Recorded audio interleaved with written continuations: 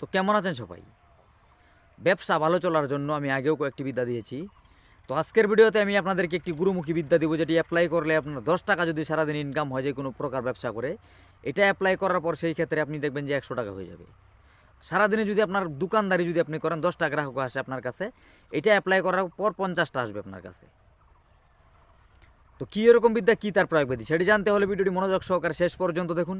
এমনই সব ভিডিও পেতে আমাদের চ্যানেলটিকে সাবস্ক্রাইব করুন, পাশে থাকা বেল আইকনে ক্লিক করুন।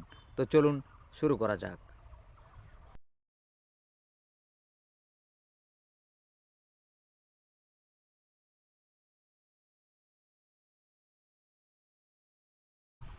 এটি অ্যাপ্লাই করতে গেলে আপনাকে সর্বপ্রথমে যে কাজটি করতে হবে, 60টি নারী গাছ, অসত্য বট গাছ দেখে রাখতে হবে।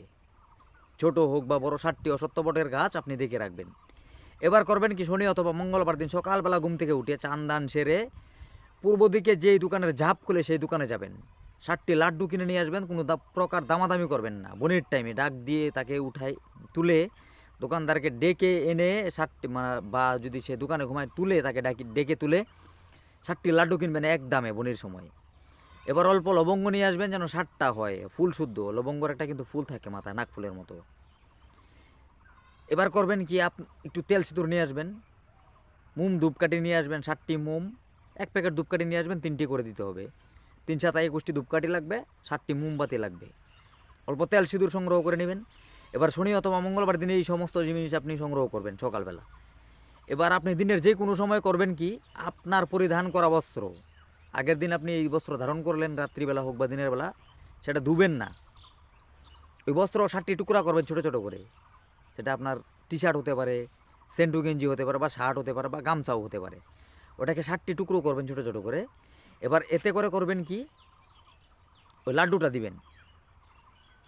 এই লাড্ডুর ভিতরে আপনি ওই লবঙ্গ আনলেন, মাথাটা নিচের দিকে ত্রিশূল যেভাবে গাড়ে, ওই লবঙ্গর ফুলটা উপর দিকে থাকবে, এভাবে ঘেরে দিবেন। এবার আপনি ওই নারী গাছের গোড়ায় যাবেন, 1 হাত 4 আঙ্গুল গর্ত করবেন, কিছু একটা নিয়ে যাবেন সঙ্গে। ওই লাড্ডুটা দিবেন, মাটি চাপা দিবেন, ধূপ জেলে দিবেন, ধূপকাঠি জেলে দিবেন, মোমবাতি জেলে দিবেন। কিছু কথা আপনাকে বলতে হবে ওই জায়গায়।